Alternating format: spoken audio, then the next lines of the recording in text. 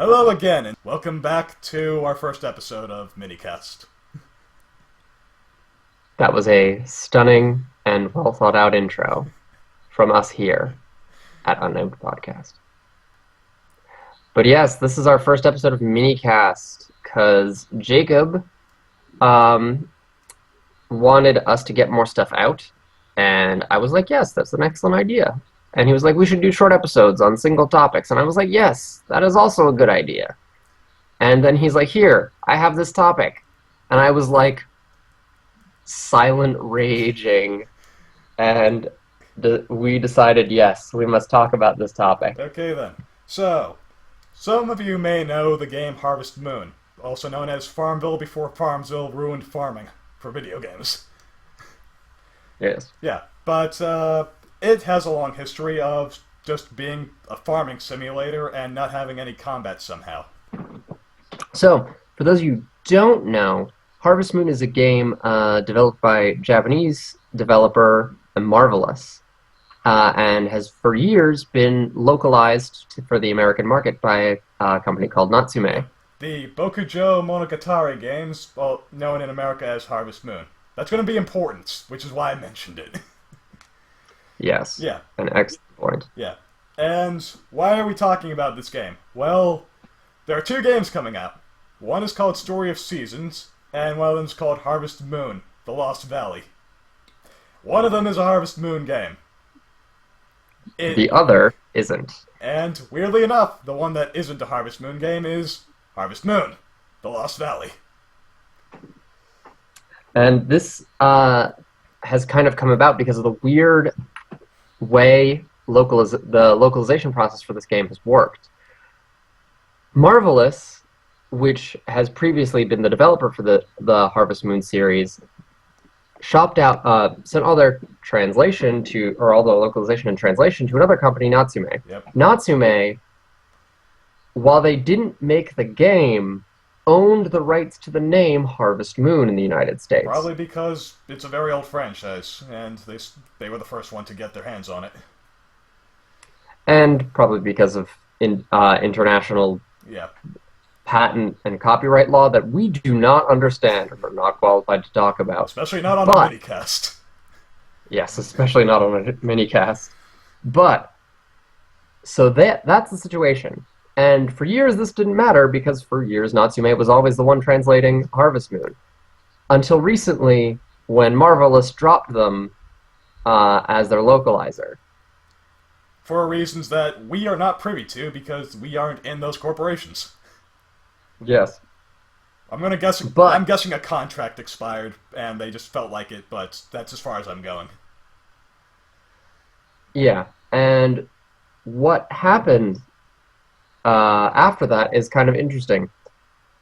Because Marvelous still wanted to put out a game, but they couldn't put it out under the Harvest Moon title, they are calling their game Story of Seasons and releasing it to the American audience. Yeah. Story of Seasons would have been the subtitle, but now it's just the full title. Yeah. Meanwhile, Natsume, who, while in addition to being a translator, are also a developer on the side, have decided they cannot afford to lose the Harvest Moon brand, I guess, and are releasing a game called Harvest Moon Lost Valley, I believe it is. Yep, The Lost Valley. That happens to be about farming. Yeah, just coincidentally happens to be about farming. Yeah.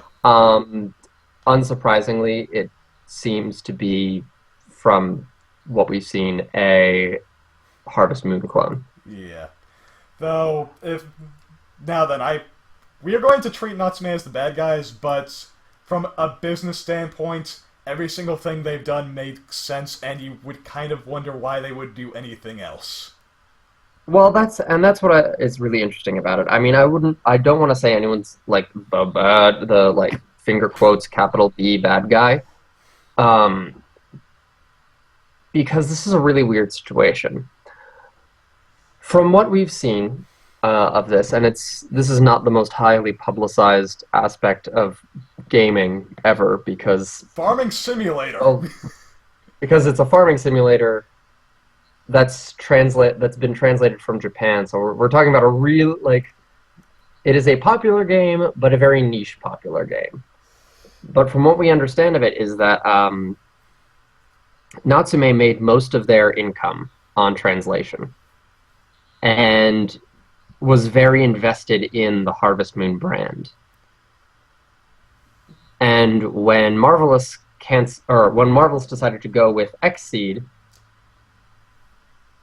their logic seems to be that they couldn't afford to lose that brand or they would go out of business. Or they have the brand and they need to use it because they have it. That could also be. Again, we don't know what's going on inside the companies. We just can take random guesses that make the most sense. For all we know, they were Yeah. all brainwashed and were forced to make the Harvest Moon game. We doubt that, though. Yeah. Yeah. Well, the interesting problem this kind of creates is it kind of goes to the heart of the issue of brand awareness. What is a brand in in modern media, but especially in games. Like, I mean, if a Harry Potter book came out from an author that wasn't J.K. Rowling, which has happened before, it would basically be universally ignored and panned. In this case, though, because a lot of the game is being translated and localized for an American audience by a company, Natsume, that company has kind of become the face of the brand of Harvest Moon.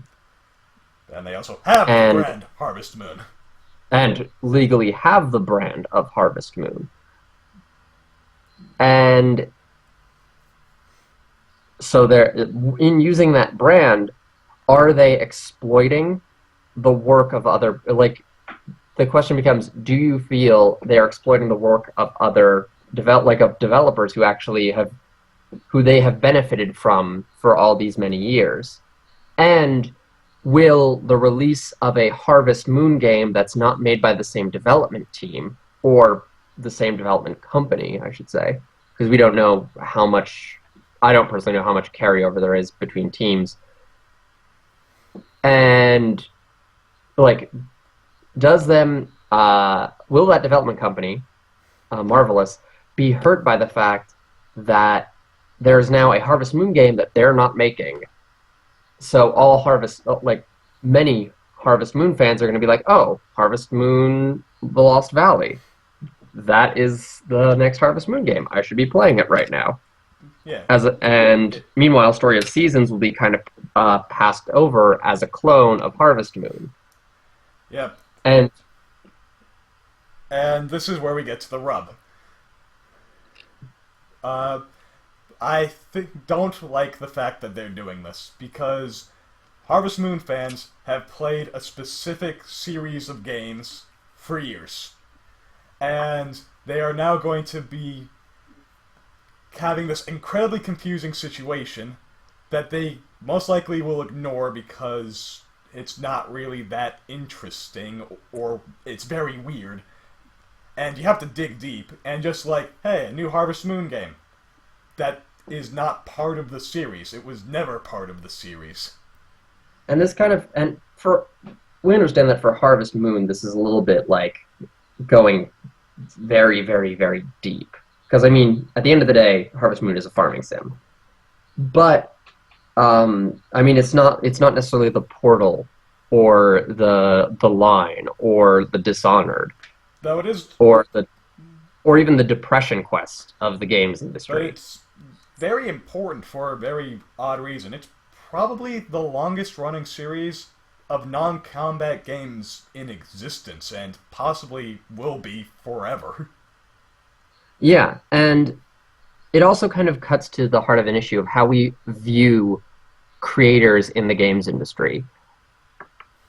Do we value, like, as consumers, is the brand what's important to us? Is the name Harvest Moon what matters to us?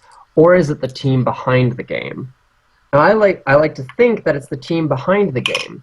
And I think most people who play games would say that. Like, most people who are really, like, into gaming would probably say, yeah, I care more about who makes the game, not so much what the game is called. But I think in a lot of cases we wind up in this situation where, unlike unlike the written word and unlike film, there are no big faces that we attribute. Well, there are big faces occasionally, but are no real celebrity figures, or well, there is no real position that we cling to as an audience. That's like, ah, yes, these are the people who made this game. The written word obviously has authors, and film generally has directors or writers who get directors, writers, or stars, I should say, who get kind of pegged as, oh, this is one of their movies. I want to go see that because they act or write or direct things that I find to be awesome. Or the new thing, the Marvel brand, but that's a new thing. Well, yeah, that's a new little beast. But in games, outside of a very limited number of people, like the Tim Schafers, the Gabe Newells, Miyamoto. the Miyamotos, the Kojimas, we don't often have like a person. We don't often say to ourselves, "Hey, it's that guy," or Well, like we don't often say to ourselves, "It's that guy that's making that." well, with Harvest Moon, it actually gets even weirder. But I won't And- get into it now. Well, I mean, like, and I mean, I think there's a tendency to view that guy in our medium as the studio. Like, when we talk about games like BioShock and how awesome it is, we think Irrational or Ken Levine, but Ken Levine, but you know, right? But when we think of games like Half-Life, we don't necessarily think Gabe Newell. I mean, I don't think anybody at this point is like Gabe Newell is down there in the code pits or down there in the art mines, like making this art and designing this game personally. But we think of Valve. Like, this is a thing that is made by Valve. Even if it's not the same team working on it, even if it's not the same people working on it, even if there are like several different groups within that company, we think Valve. This company has one identity. And I think this situation kind of highlights the problem with that, because in this case, there are kind of two companies that are the face of Harvest Moon. There's the developer, Marvelous, and Natsume, the localizer. And it kind of becomes the situation where because we associate games with the companies that make them, and because companies, unlike people, have these weird, strange corporate relationships of ownership, it kind of becomes... you reach a certain point where it's like, okay, well, who made this game? yeah, and that's a very interesting take on it. Mine is very simpler. I just feel like the Natsume is, in a very weird way, technically lying to their customers. Which I bothers agree. me. That bothers me And to my like core. my like, I guess, navel gazing on the issue aside, I do think Natsume is totally in the wrong here, because I mean, I agree with you. They are lying to their customers. I mean, it's like they're... Here's the next Harvest Moon game, made by no one who actually made Harvest Moon games. Just the Exactly. guys who took the Japanese word Bokujo Monogatari and changed it to Harvest Moon. Yeah, and I Which, think good that's work for them. Good disingenuous. work for them. They did good work on that, from what I understand. Well, and yeah, I do feel it's totally disingenuous, but the thing is, for like the reasons I was going on about, I don't think many people are going to notice, because Other than the we have this weird shift in art we have style this change, but apart from that. yeah, well, we have this like weird relationship with who makes our games. And we often conflate who makes our games with the company rather than a person. And I mean, there are problems, especially in film, with conflating a director, a single director, or a single actor, or a single group of actors, or a single writer with one What you movie, mean? because I mean, What you mean? The guy who played Tony Stark didn't do all the CGI work? yes, and that's the problem with that. But in our industry, there's kind of this diffusion of like who made this game in all but a very few cases, like Tim Schafer and Ken Levin previously mentioned. We are so separated from who makes games that that kind of uh, that idea we're striving for, that oh, this creative kernel of a person or a group of people that made this game that I like, this group of designers, I want to continue to follow their game. We don't really, we kind of have that, but we have a weird relationship with it. It's like, oh, it's the company, even if it's not the same team working on it. Or, oh, it's this one person, even if they were only a small part of a larger team. And there's no consistency to it. And I think it's weird. And it kind of lets situations like this go unchallenged. Yeah, and it's a very weird situation. If you want to know more about the games, I'm linking a blog post and an article in the description so you can read about them. And also, please do. If this if this podcast does anything, I want the person who's maybe a Harvest Moon fan who's going to buy these games to actively look and make sure they're buying the game they want. Because it's now harder to, which is a shame. Yeah, and that's absolutely true. I mean, I like in this. I don't think this made a lot of big gaming news, and that's bad. That's really Yeah. bad because this is something that shouldn't happen. I only know And about it because I follow Nintendo news like a hawk.